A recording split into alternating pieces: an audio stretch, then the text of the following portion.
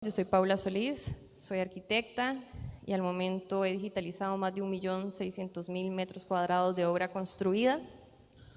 Y esto lo hice o llegué a ello por medio de todo un proceso de observación y escucha, porque a veces nos ponen unos límites aparentes dentro de nuestro ejercicio y perdemos un poco oportunidades de otras acciones que se están realizando que nos van a permitir a nosotros poder comunicarnos de una mejor manera o poder llevar a cabo mejor nuestro quehacer.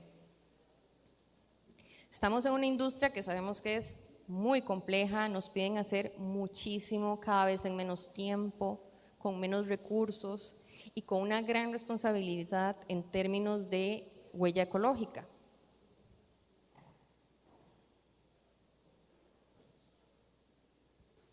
¿Qué es lo que pasa? Que cuando nosotros estamos en las primeras etapas de un proyecto, usualmente podemos iterar más, pero cuando ya llegamos al momento de construir, este lapso que tenemos de iteración se reduce significativamente y cualquier equivocación nos va a salir carísimo, porque ya hay que demoler, hacer todo un reproceso, cualquier cambio trae implicaciones muy fuertes.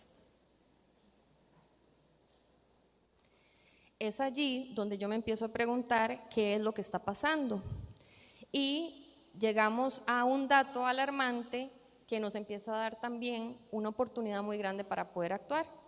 Y es que el 90% de los datos en construcción no los estamos utilizando o tan siquiera estamos recabando lo que vamos haciendo en el proceso, y esto nos ayuda no solo a tomar decisiones en ese momento para mejorar, sino para que cuando tengamos otro proyecto podamos implementar estas lecciones aprendidas. Allí empiezo a utilizar entonces tecnologías de avanzada. Esas tecnologías de avanzada nos empiezan a permitir obtener datos en tiempo real con un procesamiento muchísimo más acelerado que el que podríamos hacer nosotros como seres humanos, y que nos va a permitir generar valor, porque nos vamos a concentrar no solo en recabar el dato, sino realmente en qué acción vamos a tomar a partir de ese dato.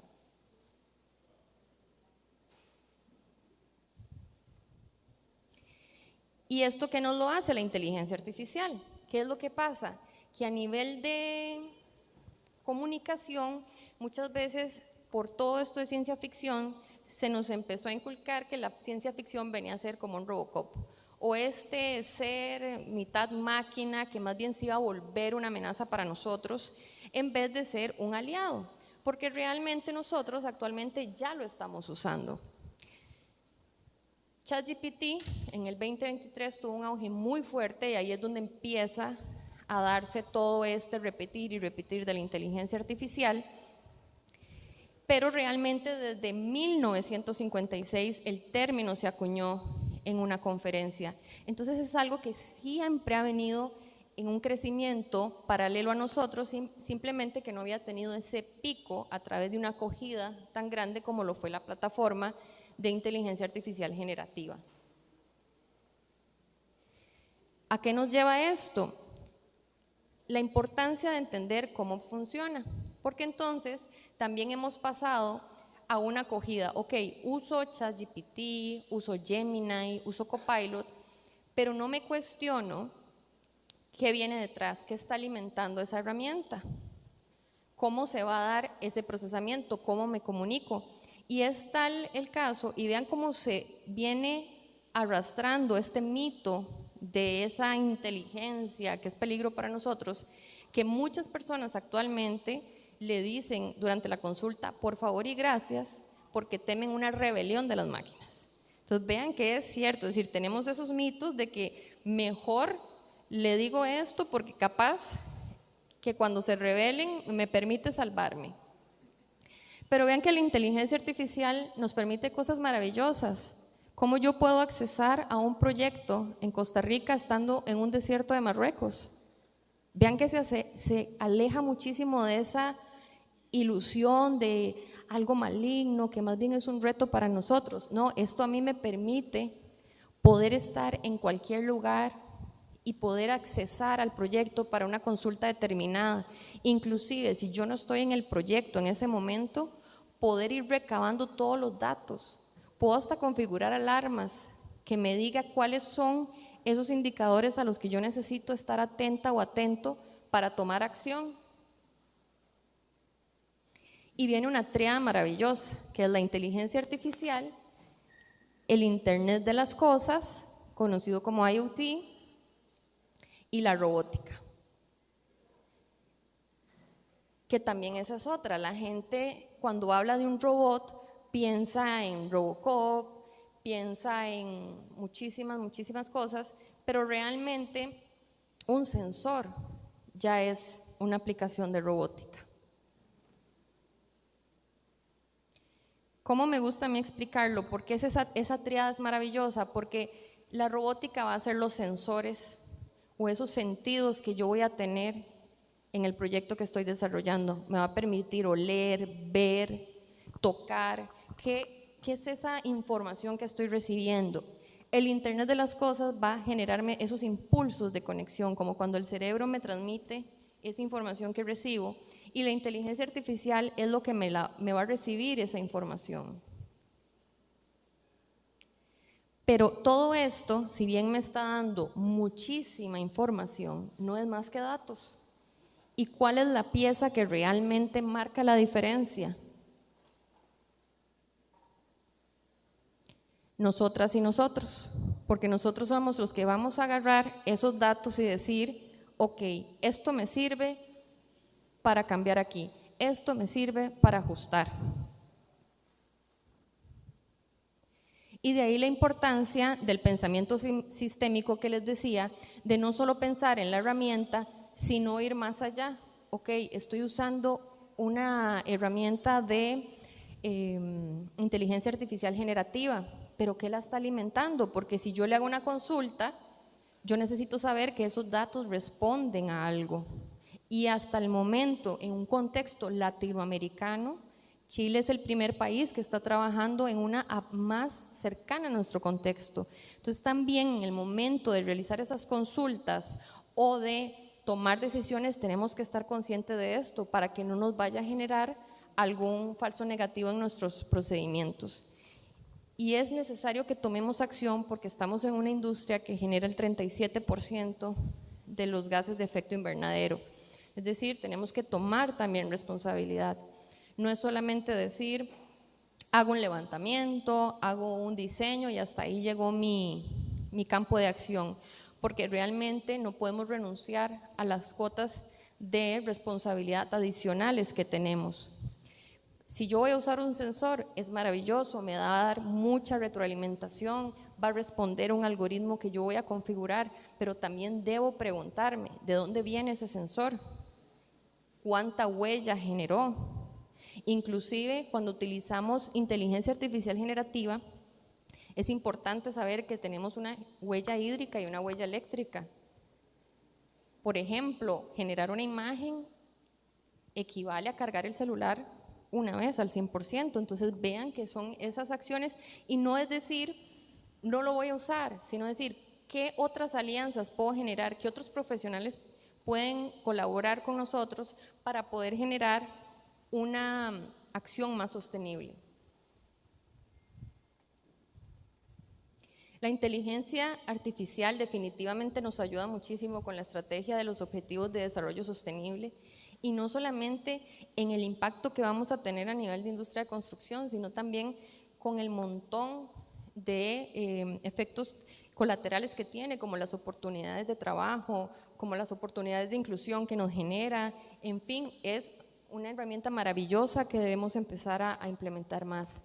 Y eso me lleva a hablar del gemelo digital, porque es una plataforma que nos va a ayudar muchísimo a poder minimizar esa parte de equivocarnos en obra y que nos acarree un impacto en presupuesto o un impacto en cronograma. Y cuando hablamos del gemelo digital, tampoco es un concepto nuevo. Y aunque ustedes no lo crean, el primero que lo acuñó fue la NASA.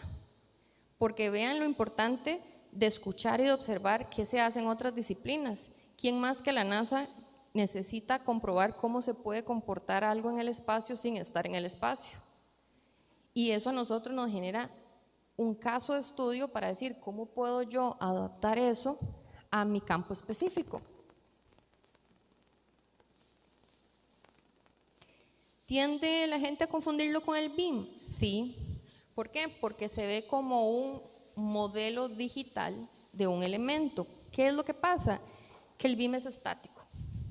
El BIM va a permitir la colaboración entre disciplinas, pero él toma una fotografía en un momento específico de ese proyecto.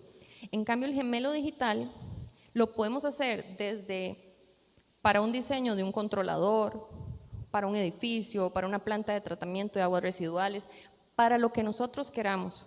Y lo podemos alimentar con la cantidad de insumos que queramos. Podemos poner sensores de todo tipo, que inclusive hagamos las pruebas antes de que se ejecute en la vida real, o que inclusive lo sometamos a pruebas después de construido para anticiparnos a riesgos. ¿Esto a qué lleva? A decisiones informadas. Ya no pasamos de una intuición, ya podemos ir generando tendencias, poder irnos anticipando a riesgos.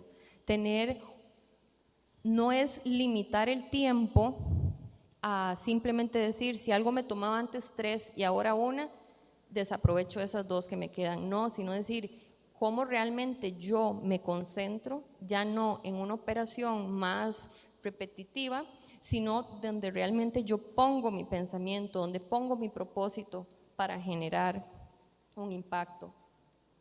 Y se estima que el 59% de los ejecutivos de alto rango en las industrias ya lo van a estar usando para el 2028. Entonces estamos a tiempo de empezar a hacer esas aproximaciones dentro de los proyectos que hagamos, independientemente de la escala que sea. Es adoptado por muchísimas industrias, como les digo, puede ser hasta un producto. Realmente lo que nos permite es eso, poder trasladar a un entorno digital una idea que tenemos y empezar a someterla a distintos escenarios que nos permitan tomar esas decisiones informadas. Otra ventaja que tiene, hay muchas plataformas. Eso nos da mayor libertad de no tener que condicionarnos que solo un proveedor y que tal vez los costos son muy altos, etcétera, sino que nos da esa libertad. Inclusive pueden ser de plataformas tan grandes, por ejemplo, como un Autodesk y demás, o puede ser otra que nosotros mismos adaptemos, porque esa es una ventaja que nos dan las nuevas tecnologías, esa democratización y ese acceso de nosotros poder empezar a generar las aproximaciones. Inclusive los sensores, por medio de Arduino, nosotros mismos podemos hacer las pruebas. Y aunque no seamos técnicos o amplios conocedores de esta temática, ya inclusive ahí la inteligencia artificial generativa nos puede ayudar a reducir esas curvas de aprendizaje para que nosotros vayamos de una manera más amigable interactuando con ellas. Si gustan, pueden escanear con su celular este código QR para que vean un ejemplo de gemelo digital de una obra construida. Esta es la planta de tratamiento de aguas residuales de la IA. Esta planta ha sido caso de éxito no solo para el país, pues ella toma las aguas que vienen de Curridabat y a la altura de Pavas hace todo el procesamiento para devolverla al cauce casi a un 80% de disminución de residuos. Esto ha hecho que personas hasta de África vinieran a estudiarlo al país. Así que se hizo este levantamiento para poder ampliar el acceso y decir, bueno, hay otros países que también quieren aprender de ella.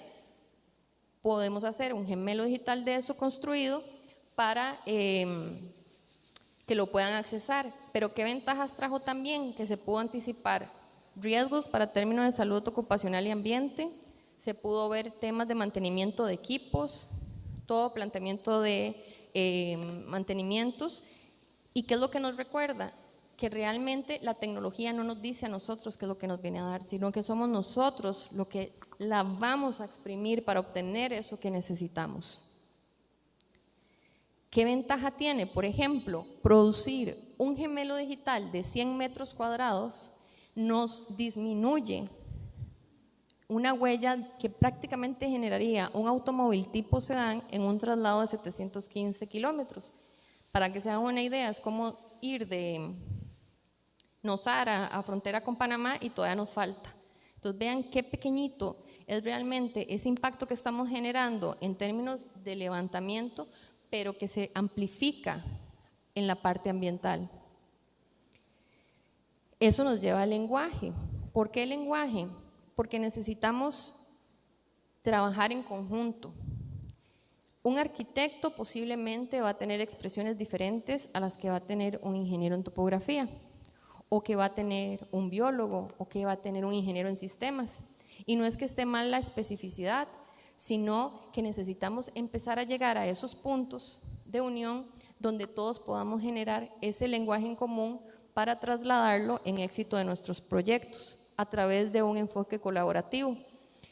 Y esto, por ejemplo, en Estados Unidos, en el MIT, hay un laboratorio de materiales y uno pensaría que tal vez solo personas enfocadas a construcción están ahí, pero dentro del equipo hay hasta diseñadores gráficos. Entonces vean qué importante que si bien yo no le entienda del todo a un ingeniero en sistemas cuando me hable o cuando se ponga muy técnico con los códigos y cuando hablamos de computación cuántica y todo, él me va o ella me va a dar indicadores muy valiosos para que yo también lo traslade a lo mío y así yo también puedo aportar. Y así con el gemelo digital, no se trata solamente de aislarnos, sino de trabajar todos de manera conjunta para aportar a un mayor valor, que es la importancia del trabajo en equipo. ¿Y por qué? Porque desde que se empieza a modelar el territorio, desde que empezamos a levantar un terreno y podemos trasladarlo a un gemelo digital, podemos empezar a tener mucha información de valor para todas las especialidades y que no sea simplemente este actor llegó hasta este punto, le cedo la pelota al que viene, sino trabajar todos en colaboración para generar entornos más resilientes.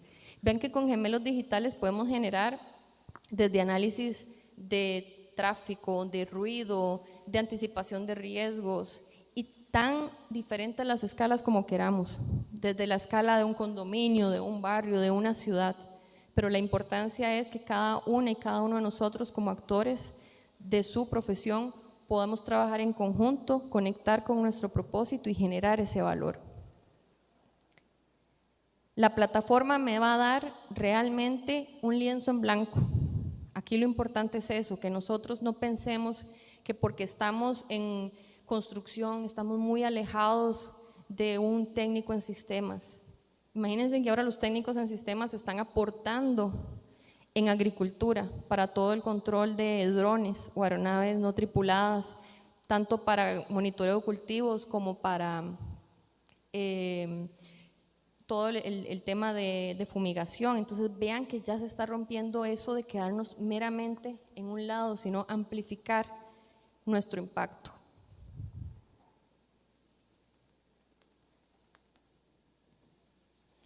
Como les decía, las escalas son increíbles y realmente lo que podemos llegar a hacer se va a estar limitando meramente por lo que nosotros le digamos a la máquina.